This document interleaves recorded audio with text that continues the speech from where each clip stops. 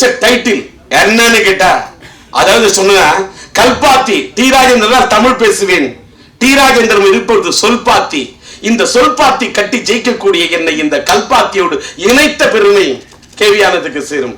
Iron என்று வைத்தார், அநேகன் என்று வைத்தார். இந்த படத்துக்கு கவன்னு சொல்லக்குள்ள ஏன் இந்த தலைப்பு பல பேருக்கு மலைப்பு. ஆமா, பெரிய பெரிய கையில வச்சிருப்பான் AK-47 துப்பாக்கி வச்சிருப்பான், வில்வித்த வச்சிருப்பான். அதெல்லாம் மீறி ஒரு அதாவது வல்லவனுக்கு புல்லு மாயுதம் என்று சொல்வதை போல ஒரே ஒரு கவன் கிட்டிப்புல், அந்த உண்டி வில், அதுல வந்து கெல்டப்பட்ட வச்சு அடிச்சா அந்த கல்லு குறி தப்பாது, வச்சா குறி வச்சா குறி. அதில் இருக்கும் ஒரு அது பறக்கக்கூடிய தெறி, அதில் இருக்கும் வெறி, எதிரிக்கு கிழிஞ்சிடும் கறி. அந்த அளவுக்கு இருக்கும் குறி. அதுதான் இந்த உண்டிவில், அதான் கவன்.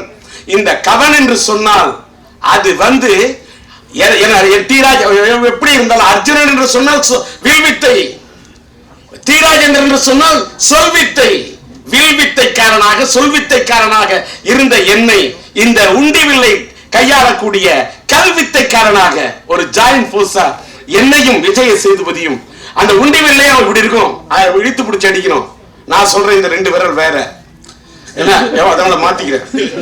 ஏன்னா உண்டிவில்லை இப்படி இருக்கும், ரொம்பவே வேணாம், எப்படி இருக்கும், அதுல பிடிச்சி இழுத்து பிடிச்சி அடிச்சா கல்லு வச்சு அடிச்சா குறியா போகும்.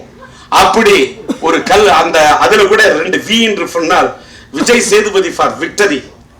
ஆனா டி ராஜேந்திரன் விஜய், டி ராஜேந்திரன் இப்ப வெறும் டி ராஜேந்திரன் தான்.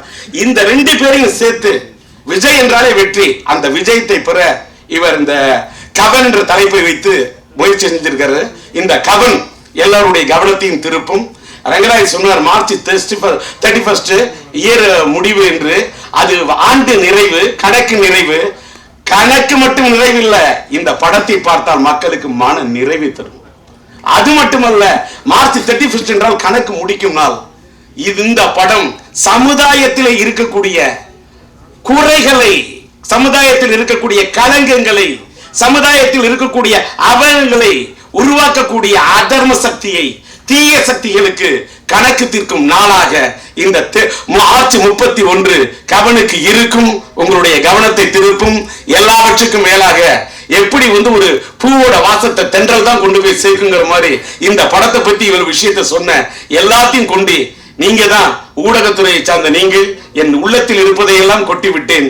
நீங்கள் இதை அற்புதமாக எடுத்து சென்று இப்படி ஒரு உணர்ச்சி பூர்வமாக, உணர்வு பூர்வமாக, ஆக்கப்பூர்வமாக ஒரு நல்ல கருத்தை கூட கமர்ஷியல் பேக்கடோடு சொல்லக்கூடிய கேவி ஆனந்துக்கும் நம்முடைய AGS உடைய இந்த நிறுவனத்துக்கும் வெற்றியை தேடித்தர வேண்டும் என்று எல்லாமல்ல இறைவனை பிரார்த்தனை செய்து விடைபெறுகிறேன்.